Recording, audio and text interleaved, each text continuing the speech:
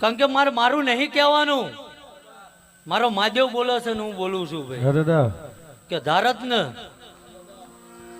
તો એ કાજે કદાચ સુદર્શન ચક્ર ઉપાડીને મારો માધવર્યો ને આખું મહાભારત પૂરું કરી નાખે.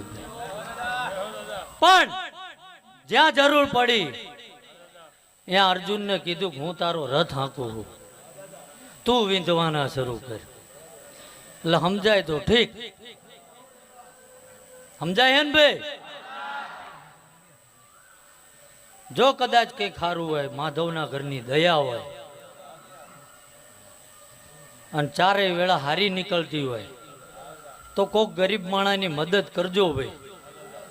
કોઈના પગ ખેંચવા ના જતા, કારણ કે એના પગ ખેંચો ને એ થોડાક લગીને ઢળાય છે, પણ તમારા ખેંચીને તો છે કે એમલોક લગીને લઈ જશે ભાઈ.